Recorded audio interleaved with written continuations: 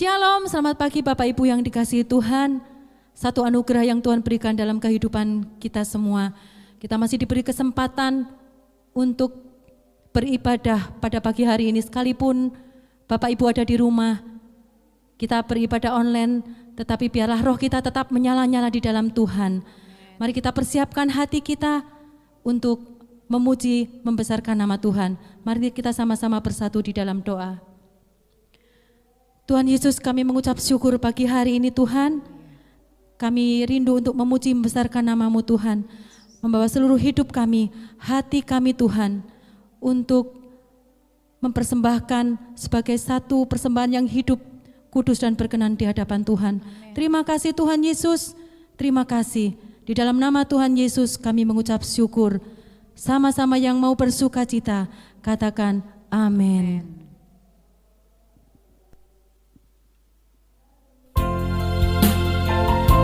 Terima kasih Tuhan. Biarlah hidup kami untuk menggenapi setiap firman-Mu Tuhan. Haleluya. Tuhan, Kau sempurna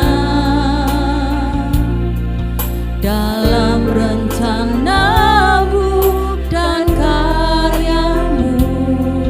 Ku serahkan hidupku, murnikan dengan Roh-Mu. Tuhan, Kau sempurna.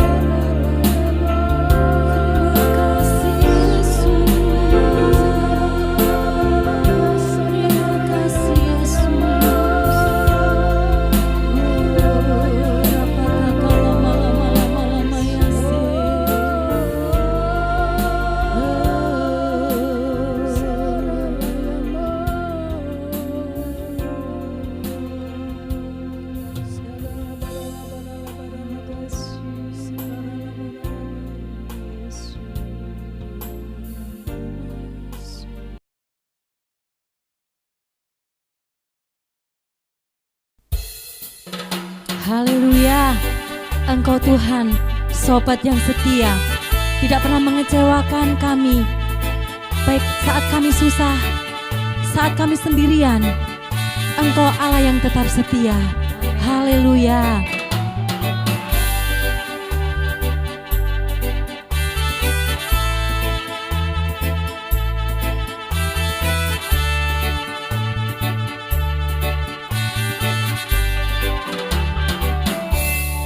Ada satu sobatku yang setia,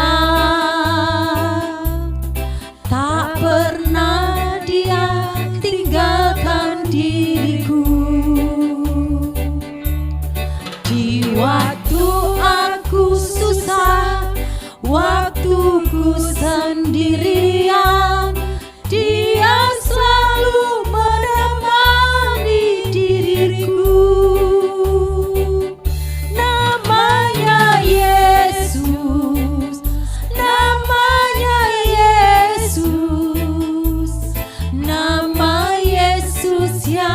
Menghibur hatiku. Siapa namanya?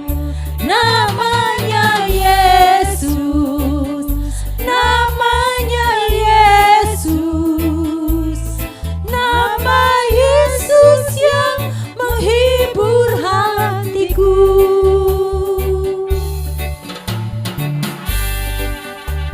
Haleluya. Terima kasih Tuhan. Engkau sobat yang tidak pernah meninggalkan kami sendirian Tuhan.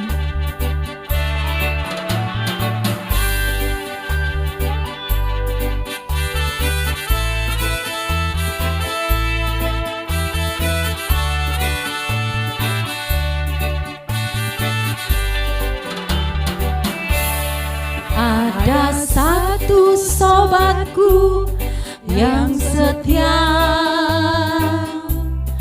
tak pernah dia tinggalkan diriku. Di waktu aku susah, waktuku sendirian, dia selalu menemani diriku. Namanya Yesus, namanya Yesus, nama Yesus yang menghibur hatiku. Namanya Yesus, namanya Yesus, nama Yesus yang menghibur hatiku. Namanya Yesus, namanya Yesus, nama Yesus yang menghibur hatiku. Namanya Yesus, namanya Yesus, nama Yesus yang menghibur hatiku.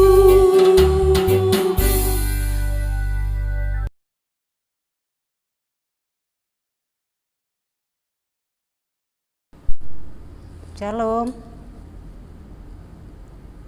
Selamat pagi semuanya. Pagi hari ini kita akan mendengarkan kebenaran firman Tuhan. Namun sebelumnya kita berdoa dulu. Bapa Surgawi, Bapa yang kekal, di dalam nama Tuhan Yesus Kristus, kami bersyukur atas kesempatan yang Kau berikan bagi kami, untuk kami boleh memuji, menyembah Engkau, untuk kami boleh memuliakan Engkau, untuk kami boleh mengagungkan, meninggikan, memasyurkan nama-Mu ya Tuhan. Kami percaya semuanya karena anugerah-Mu, kasih karunia-Mu yang Kau berikan di dalam hidup kami. Bahkan Kau memberikan kesempatan untuk kami mendengarkan kebenaran firman-Mu. Diberkatilah setiap kami yang mau mendengarkan kebenaran firman-Mu Tuhan. Di dalam nama Tuhan Yesus, haleluya. Amin. Pembacaan firman Tuhan pada pagi hari ini terambil di dalam kitab Kisah Para Rasul 3 ayat 21. Saya bacakan. Kristus itu harus tinggal di sorga sampai waktu pemulihan segala sesuatu, seperti yang difirmankan Allah dengan perantaraan nabi-nabinya yang kudus di zaman dahulu. Firman Tuhan pada pagi hari ini saya beri judul pemulihan segala sesuatu. Ada orang-orang yang bernubuat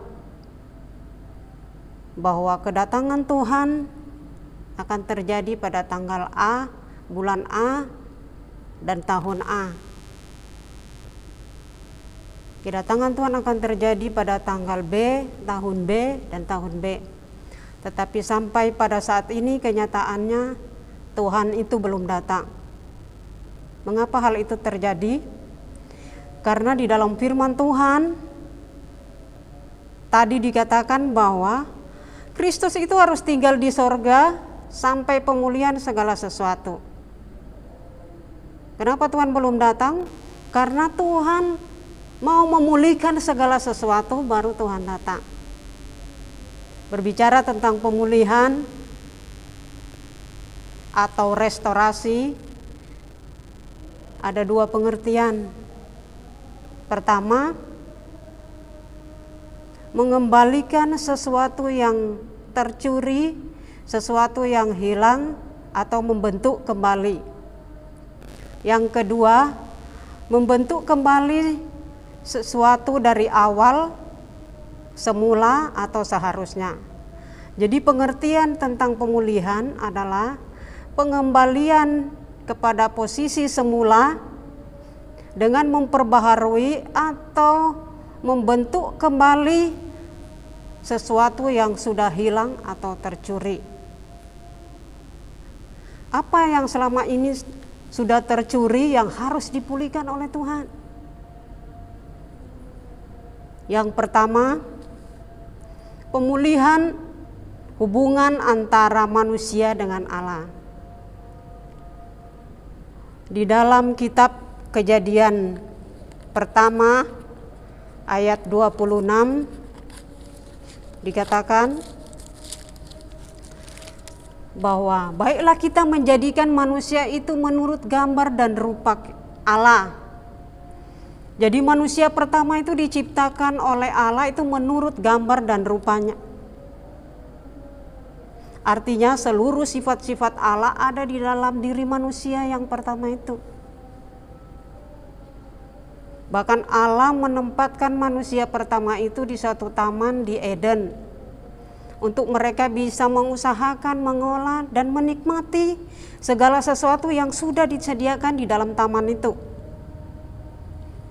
Bahkan mereka bisa menikmati suatu hubungan yang karib dengan Tuhan, suatu hubungan yang erat dengan Tuhan.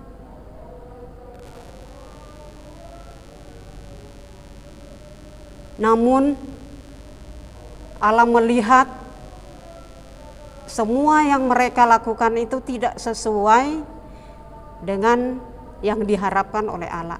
Allah memberikan perintah kepada manusia yang pertama itu, semua pohon yang ada di dalam taman ini boleh kau makan dengan bebas buahnya. Tetapi pohon pengetahuan tentang yang baik dan yang jahat, jangan kamu makan buahnya. Sebab pada saat kamu memakannya, pasti kamu akan mati. Iblis datang untuk memperdayai manusia yang pertama itu dengan memutarbalikkan kebenaran Allah.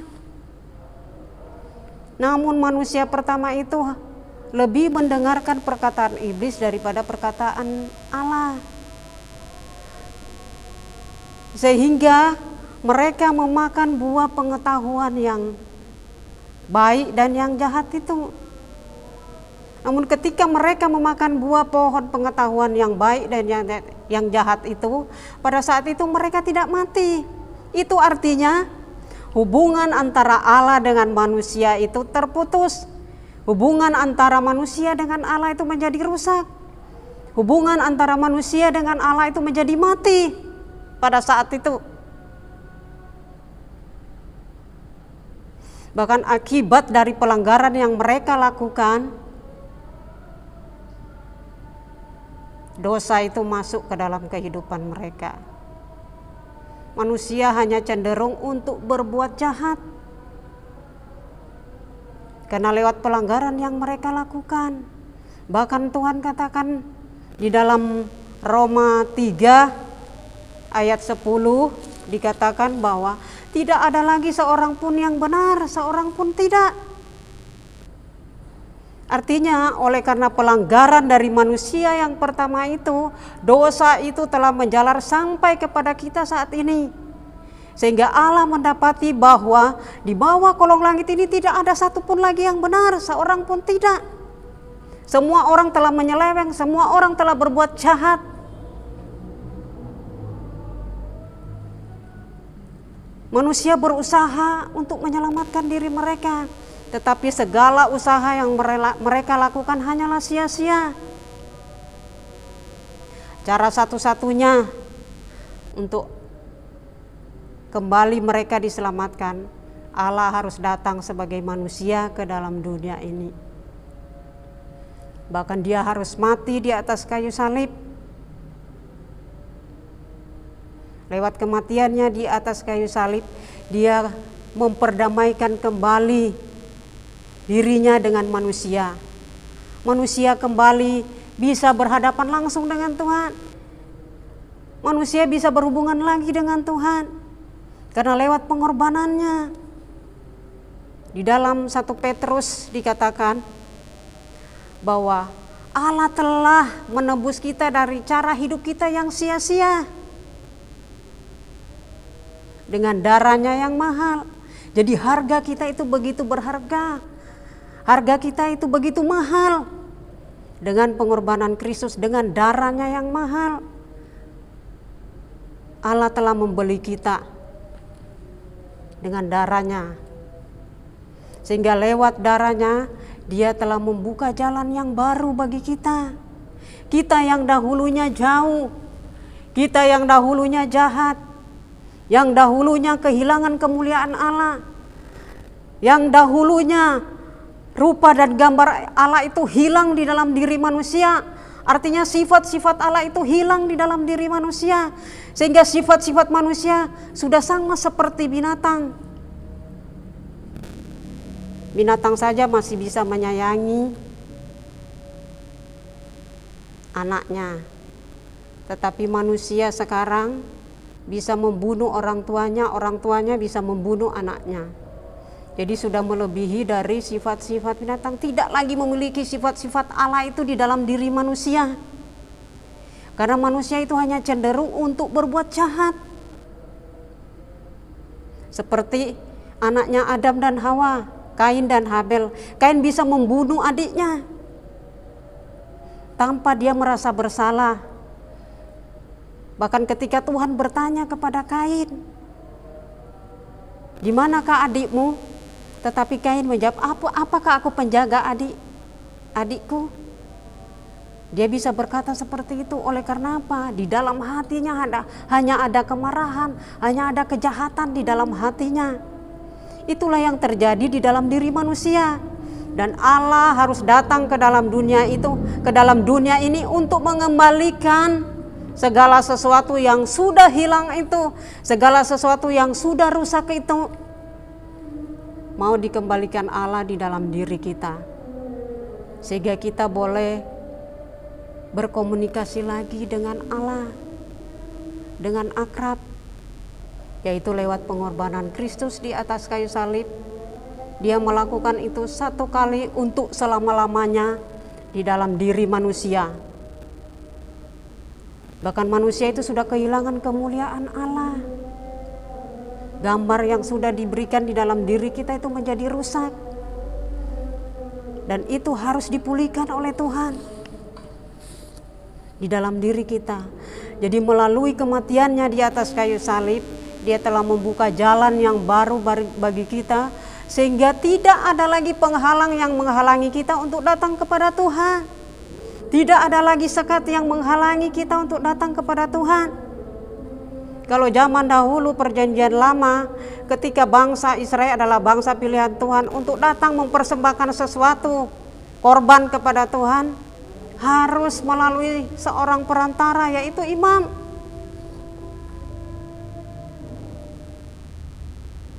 Dan imam itu yang harus menghadap kepada Allah.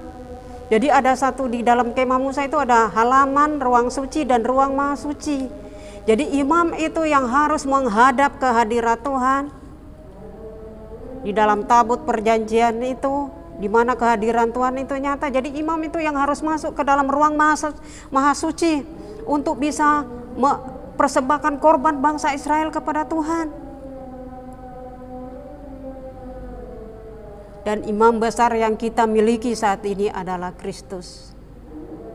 Dia adalah perantara dari hubungan kita dengan Dia. Dialah perantara untuk memperdamaikan kita dengan Allah, dengan Bapa. Jadi tidak ada lagi sekat-sekat yang menghalangi kita datang kepada Tuhan, sehingga kita dengan bebas bisa datang berkomunikasi. Kita boleh datang mempersembahkan korban kepada Tuhan. Kita bisa datang mempersembahkan pujian kita kepada Tuhan. Tidak ada satu penghalang lagi. Kita bisa berbicara langsung dengan Tuhan. Oleh karena Tuhan telah memperdamaikan kita dengan dirinya. Jadi kita sungguh bersyukur anugerah yang Tuhan beri dalam hidup kita.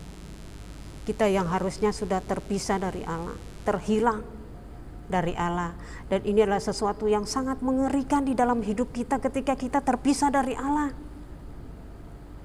Namun karena kasih karunia Allah, bukan karena usaha kita, Dia menyelamatkan kita kembali.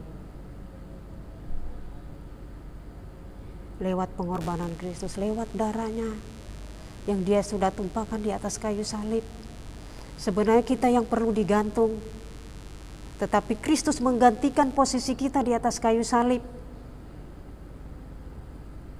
Supaya kita yang harusnya mengalami kutuk, karena orang yang digantung di atas kayu salib adalah orang yang terkutuk. Kita yang seharusnya adalah orang yang terkutuk, yang harus digantung di atas kayu salib, tetapi Kristus menggantikan posisi kita di atas kayu salib supaya kita bisa menerima berkat-berkat dari Allah. Salah satunya kita bisa berbicara, berkomunikasi dengan Tuhan. Jadi sungguh betapa besar anugerah yang Tuhan beri dalam hidup kita. Saya secara pribadi sangat bersyukur. Karena dari sekian ribu orang yang ada, jutaan bahkan miliaran orang yang ada di dalam dunia ini, saya salah satunya yang dipilih oleh Allah untuk bisa menerima kasih karunia itu. Saya percaya Bapak Ibu Saudara juga menerima anugerah itu, keselamatan yang Tuhan beri di dalam kehidupan kita dengan cuma-cuma. Jadi marilah kita menghargai kasih karunia yang Tuhan beri dalam hidup kita, anugerah yang Tuhan sudah beri dalam hidup kita, di mana hidup kita sudah dipulihkan oleh Tuhan untuk kita bisa berbicara dengan Tuhan. Kita hargai semua pengorbanan yang Tuhan beri dalam hidup kita dengan cara kita datang kepada Tuhan. Kita mempercayai Tuhan dalam kehidupan kita, bahwa Dialah satu-satunya Allah penyelamat di dalam hidup kita. Dialah satu-satunya juru selamat di dalam hidup kita. Tidak ada Allah yang lain selain Dia. Bahwa keselamatan itu tidak ada di dalam siapapun selain hanya ada di dalam Yesus Kristus Tuhan. Jadi kita bersyukur Allah memilih kita, memanggil kita, menetapkan kita dari semula untuk menjadi anak-anak-Nya. Caranya untuk kita dipulihkan, kita datang kepada Tuhan. Seperti di dalam Lukas 15 yang berbicara tentang anak yang hilang, di mana dia sudah menghabiskan segala sesuatu yang dia miliki. Semua yang dia miliki itu sudah hilang semuanya, sudah habis semuanya. Dia telah melakukan segala sesuatu yang dia minta kepada Bapa dengan berfoya-foya, dengan hidup yang tidak benar. Namun ketika semuanya itu hilang habis di dalam dirinya, dia tidak memiliki apa-apa. Dia menjadi orang yang miskin, orang yang terbuang, orang yang terhilang. Tapi ketika di saat dia mengalami sesuatu yang sangat menyedihkan di dalam hidupnya, dia teringat kepada Bapanya, bahwa Bapanya memiliki segala sesuatu. Dan dia kembali pulang kepada Bapanya. Jadi ketika Bapanya melihat dia dari jauh, Bapanya menyambut dia. Seperti itu juga ketika kita datang kepada Tuhan. Ketika kita mau dipulihkan oleh Tuhan, kita kembali kepada Bapa. Kita kembali berdamai dengan Tuhan. Kita kembali bahwa kita sudah hidup jauh dari Tuhan. Kita sudah hidup jahat di hadapan Tuhan. Dan kita mau kembali kepada Bapa kita yang memiliki segala sesuatu. Dan orang yang datang kepada Bapa tidak pernah dibuang olehnya, tetapi dia menyambut anaknya dengan penuh sukacita. Dia menyambut anaknya dengan penuh kegembiraan, karena anaknya yang telah hilang, yang sudah jauh dari hadapannya, kini telah kembali. Seperti itu juga kita adalah orang-orang yang terbuang, yang sudah jauh dari hadapan Tuhan, yang sudah jahat dari hadapan Tuhan. Namun ketika kita kembali kepada Dia, kita kembali kepada Bapa, Allah itu menyambut kita dengan penuh sukacita. Bahkan dikatakan di dalam firman Tuhan, satu orang bertobat seisi keluarga diselamatkan, bahkan sorga bersukacita. Artinya ketika kita datang kepada Tuhan, seluruh sorga menyambut kita dengan penuh sukacita. Inilah anugerah yang besar yang Tuhan beri dalam hidup kita. Bahkan kemuliaan yang menutupi kita yang dahulunya telah hilang, dikembalikan lagi. Seperti anak yang hilang itu dipakaikan jubah yang baru. Begitu juga dengan kehidupan kita, jubah yang lama itu telah dibuang. Dan kita digantikan dengan jubah yang baru, yaitu kemuliaan yang menutupi seluruh kehidupan kita, jubah kemuliaan. Sehingga tidak ada lagi dosa yang ada di dalam kehidupan kita. Karena Yesus telah menebus kita dengan darah-Nya. Dari cara hidup kita yang jahat, dari cara hidup kita yang sia-sia, dari perbuatan dosa-dosa kita, Kristus itu telah menebus kita. Dan Dia telah memakaikan jubah kemuliaan itu di dalam kehidupan kita. Jadi kita sungguh bersyukur kepada Tuhan, kesempatan yang Allah berikan bagi kita. Mari kita menghargai semua apa yang Tuhan telah anugerahkan dalam hidup kita, dengan kita memberi diri kita sepenuhnya kepada Tuhan. Kita mempercayai Tuhan dengan sungguh-sungguh di dalam kehidupan kita. Karena di dalam firman Tuhan, di dalam Yohanes 3 ayat 16 dikatakan, karena begitu besar kasih Allah akan dunia ini, sehingga Dia telah mengaruniakan anaknya yang tunggal, supaya barang siapa yang percaya kepadanya tidak binasa, melainkan beroleh hidup yang kekal. Artinya Tuhan memberikan keselamatan itu dengan cuma-cuma kepada kita, tetapi dengan satu syarat, kita harus percaya. Hanya orang yang percaya yang bisa menerima keselamatan kekal. Karena berbicara tentang percaya itu bukan hanya sekedar dari mulut kita, tetapi itu harus dari hati kita yang paling dalam. Kita mempercayai Tuhan bahwa Dialah satu-satunya yang bertakhta di dalam hidup kita. Dialah satu-satunya Tuhan yang ada di dalam hidup kita, yang mengatur seluruh hidup kita, yang memerintah seluruh kehidupan kita. Kita mempercayai dengan sungguh-sungguh di dalam hati kita. Dan Allah menjamin keselamatan kita. Dan keselamatan yang Dia berikan adalah keselamatan yang kekal selama-lamanya. Kalau dosa itu adalah maut, upah dosa adalah maut. artinya kematian yang selama-lamanya.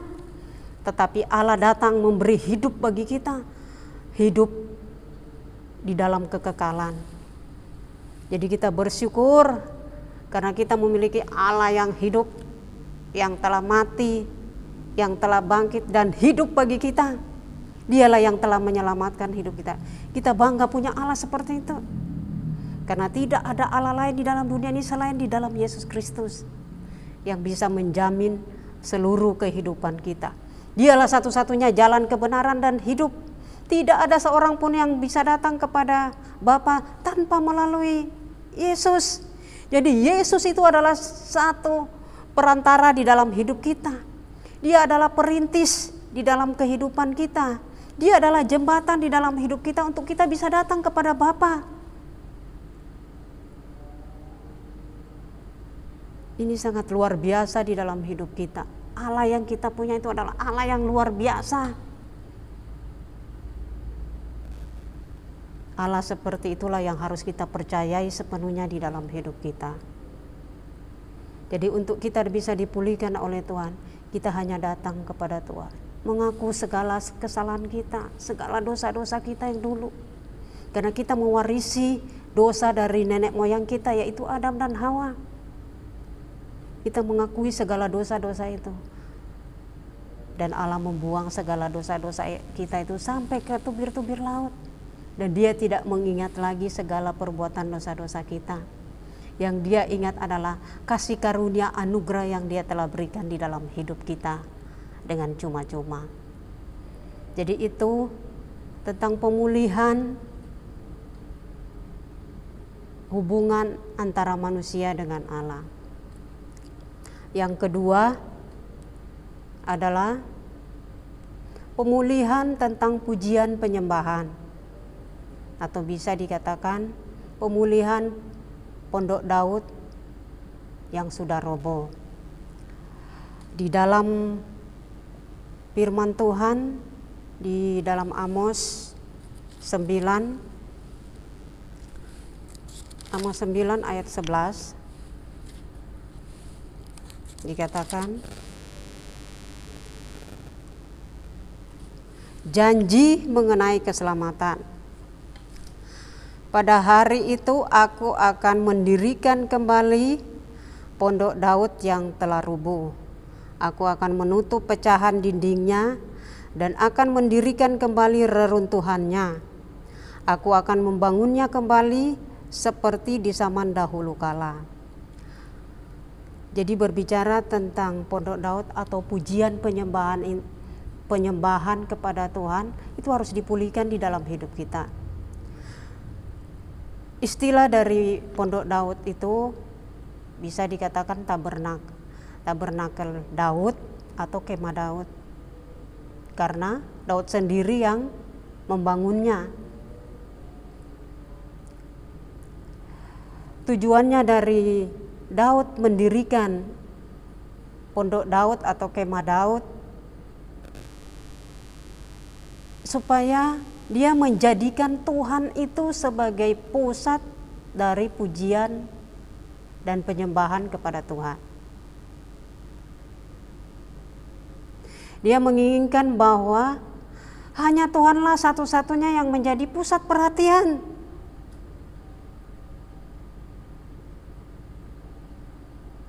Bukan yang lain. Jadi Kristus itu yang menjadi pusat perhatian dari pujian penyembahan yang dilakukan. Itu sebabnya Daud memperbaiki pemujaan yang benar kepada Tuhan dengan cara dia menempatkan tabut perjanjian itu di Yerusalem sebagai tanda bahwa Tuhanlah yang menjadi raja atas Israel. Di dalam 1 Tawarik 15 dikatakan ayat 1 sampai 3 saya bacakan. Daud membuat bagi dirinya gedung-gedung di kota Daud, lalu ia menyiapkan tempat bagi tabut Allah dan membentangkan kemah untuk itu. Ketika itu berkatalah Daud, janganlah ada yang mengangkat tabut Allah selain dari orang Lewi, sebab merekalah yang dipilih Tuhan untuk mengangkat tabut Tuhan dan untuk menyelenggarakan sampai selama-lamanya. Kemudian Daud mengumpulkan segenap Israel ke Yerusalem untuk mengangkut tabut Tuhan ke tempat yang telah disiapkannya untuk itu. Jadi semulanya tabut Tuhan itu berada di rumah Obed-Edom. Dan Daud memerintahkan kepada bangsa Israel supaya mengangkut tabut Tuhan itu untuk dipindahkan ke Yerusalem sebagai pusat penyembahan mereka kepada Tuhan, bahwa Tuhanlah satu-satunya raja yang memerintah di Israel. Jadi Daud memperbaiki pujian penyembahan itu dengan cara seperti itu pada zaman dahulu. Dan yang kedua, seluruh bangsa Israel itu mengambil bagian yang aktif di dalam pujian penyembahan kepada Tuhan. Jadi mereka semua mengambil bagian bahwa pujian penyembahan itu harus kepada Tuhan, bukan kepada yang lain. Jadi betapa pentingnya pujian penyembahan itu di dalam kehidupan manusia. Jadi tabut Tuhan itu melambangkan kehadiran Tuhan. Itu di dalam perjanjian lama. Tetapi di dalam perjanjian baru, kehadiran Tuhan itu nyata di dalam kehidupan Yesus Kristus. Jadi pusat penyembahan yang kita lakukan hanya kepada Tuhan yang ada di tengah-tengah kita sebagai pusat daripada ibadah kita. Jadi pujian pengakuan kita itu harus kepada Tuhan. Dan itu bukan hanya sekedar di mulut, tetapi dari dasar hati kita. Yang paling dalam, yang murni di dalam hati kita, kita berikan pujian penyembahan kita itu kepada Tuhan. Bukan kepada yang lain. Karena ketika manusia sudah jatuh dalam dosa, pujian penyembahan mereka tidak kepada Tuhan lagi. Itu sebabnya ketika Tuhan sudah memulihkan hubungan mereka dengan Tuhan, Tuhan mengembalikan pujian penyembahan juga kepada Tuhan. Jadi Tuhan mau segala sesuatunya itu hanya berpusat kepada Dia.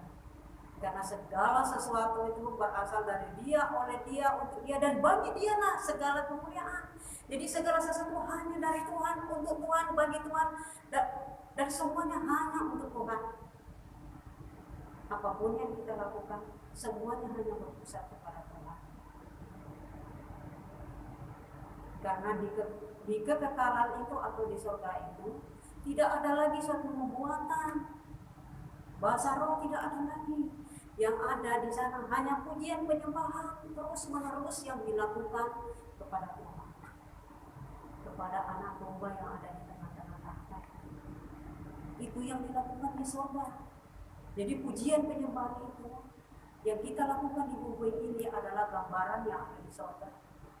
Jadi ketika kita melakukan pujian penyembahan kita, pengagungan kita, hormat kita, syukur kita kepada Tuhan dengan sungguh-sungguh, itu juga gambaran yang ada di surga. Semua mempersembahkan segala pujian, segala hormat, segala syukur hanya kepada Dia, hanya kepada anak domba yang duduk di atas tahta. Jadi kita bersyukur kalau kita diberi kesempatan untuk kita bisa memuji, menyembah Tuhan dengan benar. Karena pujian penyembahan itu bisa menghadirkan Tuhan di dalam hidup kita. Dan kita melakukan pujian penyembahan itu bukan hanya di dalam gedung gereja, tetapi di mana saja, di rumah, di mana saja kita boleh melakukan penyembahan, kita boleh melakukan pujian melalui hati kita, di dalam hati kita kepada Tuhan. Jadi bukan hanya terbatas di satu tempat. Hanya di dalam gedung gereja kita terlihat melakukan pujian dengan begitu luar biasa, melakukan penyembahan dengan begitu luar biasa, tetapi di luar tidak seperti itu. Jadi ketika kita melakukan pujian penyembahan, saya percaya Allah hadir di situ. Dan ketika Allah hadir di situ, segala sesuatu bisa diubahkan oleh Tuhan.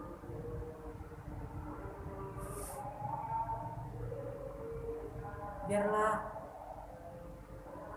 pujian penyembahan itu menjadi gaya hidup di dalam hidup kita. Pujian dan penyembahan itu menjadi sesuatu yang harus kita lakukan setiap hari di dalam hidup kita, setiap waktu di dalam kehidupan kita. Sehingga ketika kita dalam keadaan masalah, tekanan, ketika kita melakukan pujian penyembahan, hidup kita pasti mengalami kelegaan. Karena kita menghadirkan Tuhan. Jadi biarlah pujian penyembahan itu selalu kita lakukan dalam hidup kita. Karena Allah, Tuhan mencari penyembah-penyembah yang benar, yang menyembah Bapa di dalam roh dan kebenaran. Dalam Yohanes 4 ayat 23 dan 24 saya bacakan. Tetapi saatnya akan datang dan sudah tiba sekarang bahwa penyembah-penyembah yang benar akan menyembah Bapa dalam roh dan kebenaran. Sebab Bapa menghendaki penyembah-penyembah demikian. Allah itu roh, dan barang siapa menyembah Dia harus menyembahnya dalam roh dan kebenaran. Artinya Allah menghendaki kita menyembah di dalam roh dan kebenaran. Dan itulah yang dicari Allah, penyembah-penyembah yang benar, yang akan menyembah Bapa di dalam roh dan kebenaran. Dan biarlah itu ada di dalam hidup kita. Biarlah Tuhan mendapati dalam hidup kita, kita menjadi penyembah-penyembah yang benar, yang menyembah Bapa di dalam roh dan kebenaran. Sampai di sini firman Tuhan. Sebenarnya masih ada lagi dua hal yang harus dipulihkan Tuhan di dalam hidup kita. Tetapi nanti dalam ibadah selanjutnya saya akan lanjutkan itu. Puji Tuhan, sampai di sini firman Tuhan. Tuhan Yesus memberkati. Kita berdoa. Terima kasih Tuhan, karena kami sudah mendengarkan kebenaran firman-Mu. Biarlah hari lepas hari Engkau semakin memulihkan kehidupan kami. Engkau semakin memulihkan keadaan kami, sehingga kami menjadi orang-orang yang setia di dalam melakukan kebenaran firman-Mu Tuhan. Kau mendapati kami orang-orang yang menjadi pelaku-pelaku firman-Mu Tuhan, yang melakukan kehendak-Mu, yang melakukan rencana-Mu Tuhan di dalam setiap kehidupan kami, di mana Kau sudah memilih kami, memanggil kami dari latar belakang kami yang berbeda-beda. Namun Kau satukan kami di dalam Engkau, untuk Engkau mewujudkan seluruh rencana-Mu di dalam hidup kami, di mana Kau mau mendapatkan kami layak di hadapan Engkau, Kau mendapatkan kami semakin dekat dengan Engkau, Kau mendapatkan kami suatu umat yang layak bagi Engkau, suatu umat yang memuliakan nama-Mu, yang memasyurkan nama-Mu ya Tuhan di bangsa ini. Biarlah Kau dapat itu di dalam setiap kehidupan kami, seluruh umat-umat-Mu yang ada di tempat ini, yang sudah Kau pilih, Kau panggil, Kau tetapkan ada di dalam rencana-Mu ya Tuhan. Biarlah Kau mendapati kami menjadi orang-orang yang terus menyembah Engkau dalam roh dan kebenaran. Kami menjadi penyembah-penyembah yang benar, yang menyembah Engkau di dalam roh dan kebenaran. Terima kasih Tuhan buat kesempatan yang indah ini, untuk firman yang sudah Kau nyatakan di dalam hidup kami, dan bersyukur kepada Engkau di dalam nama Tuhan Yesus. Haleluya. Amin.